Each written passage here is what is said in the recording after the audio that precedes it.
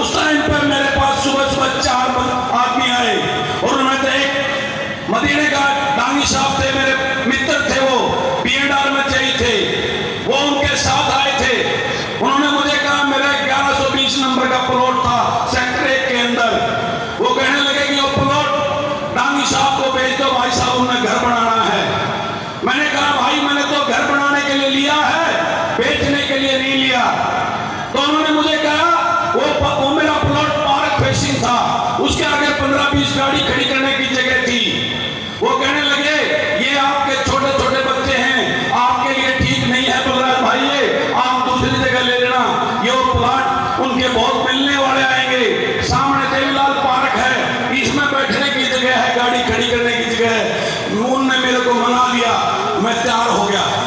तो वो मुझे लेके गए सेक्टर 1 में, बैठे थे दानी साहब प्रोफेसर वीरेंद्र सिंह बालनिया की कोठी के ऊपर। और जब मैं गया वहां राम राम हुई, मैंने कहा ठीक है जी ले लो, रेट की बात कर दी, मैंने दे दिया। तो भीतर से ठाक है और एक बैग तुरंत जब हाथों हाथ मेरा हाथों कड़ा दिया, ले जा सारे पैसे। मैं भी बड़ा हैरान होया कि नामकरण की बात ना बयाना लिखवाया, सीधे पूरे पीछे दे दिए। मैंने घर आके वो पीछे जब गिने, जब मेरा समझ में आई है तो मैं 24 का माला का रुपया इकट्ठा करके प्लॉट खरीदने लगा गया।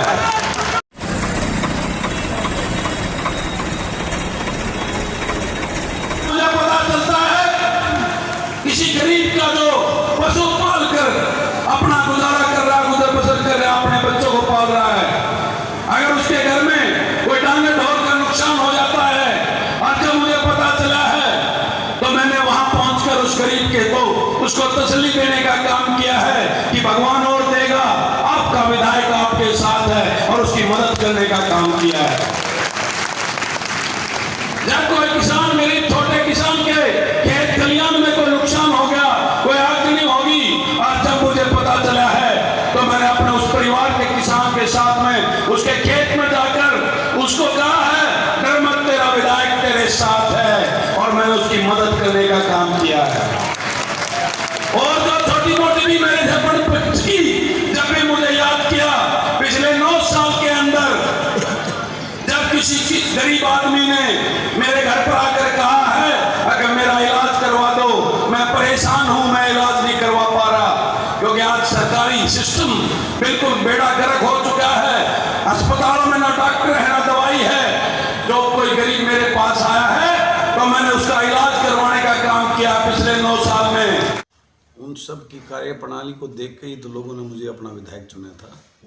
और आज इस कार्यक्रम के आयोजन से ये संदेश दे लिया कि आने वाले दिनों में भी पहले से ज़्यादा ताकत के साथ इस मुहिम के लोग अपने इस बेटे और भाई के साथ में मजबूती से खड़े हैं।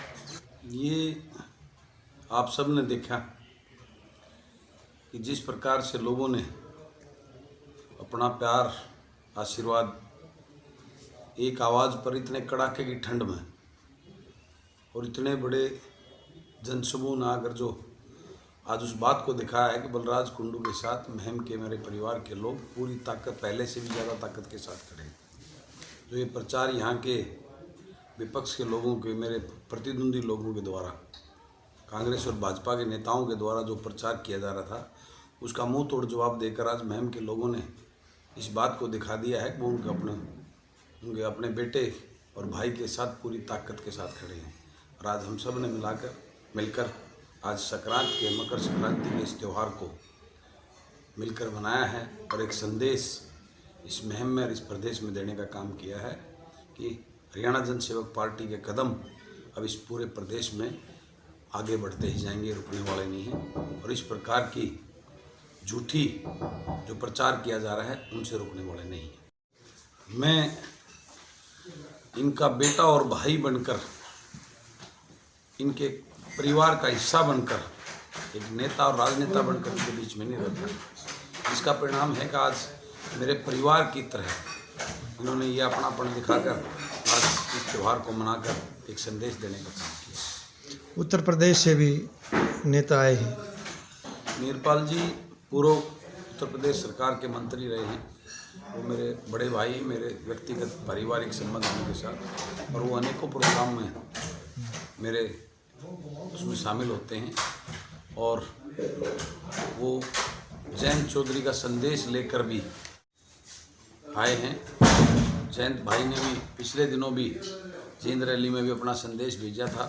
उन्होंने कहा था कि हम बलराज भाई के साथ पूर्ण रूप से उनके समर्थन में हैं और आगे जब भी चुनाव आएंगे उनके सहयोग के लिए और उनके समर्थन के लिए हरियाणा प्रदेश में प्रचार करने का काम करेंगे। आगामी जो आपकी पार्टी की क्या गतिविधियां रहेंगी, जो क्योंकि लोकसभा चुनाव नज़दीक है?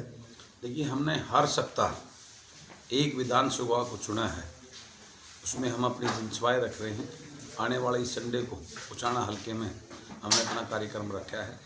इसी प्रकार से उससे अगले संडे को शायद हमारा जुलाना का प्रोग्राम होगा, बरवाड़ा का प्रोग्राम होगा। हर संडे एक एक विधानसभा का हम कार्यक्रम कर रहे हैं और हरियाणा जनसेवक पार्टी का प्रचार कर रहे हैं। और लोग जिस प्रकार से जुड़ रहे हैं, लोगों में अर्थव्यवस्था परिवर्तन की एक सोच, एक ऐसी चिंगारी जागृत हो गई है। भाजपा और जजपा की झूठ और कांग्रेस के जो इतने साल के शासनकाल में जो राजा बनकर इस प्रदेश को लूटा है, उन चीज़ों की लोग आज प्रदेश के भूल नहीं रहे हैं।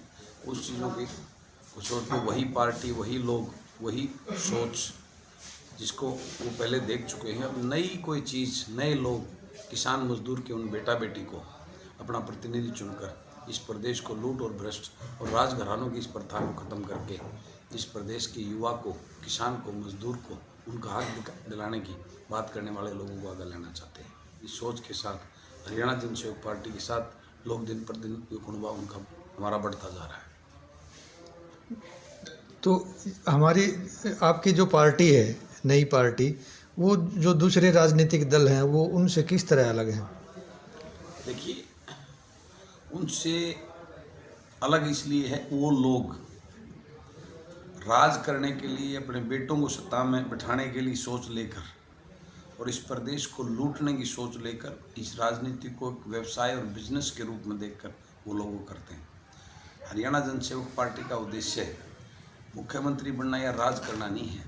हरियाणा जनसेवक पार्टी का उद्देश्य हरियाणा प्रदेश की विधानसभा में किसान, मजदूर और उनके बेटों को राजनीतिक मंच देकर उनको उस विधानसभा में भेजना, ताकि वो उस दर्द को समझने वाले हों और वो इसलिए उसकी आवाज़ उठाकर हरियाणा प्रदेश के किसान, मजदूर, गरीब, बेरोजगार उनको न्याय दिला सकें। क्योंकि आज जिस प्रकार से हरियाणा प्रदेश का सिस्टम हो चुका है, हरियाणा प्रदेश आज बेरोजगारी में नंबर 1 है, भ्रष्टाचार में नंबर 1 है, चारों तरफ तराई तराई मची हुई है।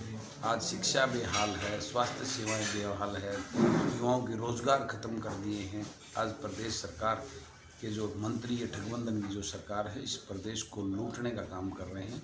इनकी सब चीज़ों को आज प्रदेश के लोग अपने आप को ठगा हुआ महसूस कर रहे हैं। लोग, मैंने बताया ना, महम पहले यहाँ के जो स्थानीय नेता रहे, उन्होंने लोगों से वोट भी लिए और नोट भी लिए। हर चुनाव में 8-8, 10-10, 12-12 करोड़ रुपए की मालाएं गलाते थे। उनके जो हर गांव में 5-5, 4-4 मठाधीश ठेकेदार बना रखे हैं, वो लोगों के बीच में जाकर इनका जवान बच्चा नौकरी के लायक, उनको इस बात के लिए उकसाते थे कि आपका बेटा जवान हो गया है, डांगी साहब को जो है ना माला डालो, आपके बेटे को नौकरी मिले। इस प्रकार से खुलेआम एक रिश्वत का खेल ही कह सकते हो आप, उसका शोषण किया जा रहा था एक गरीब आदमी को।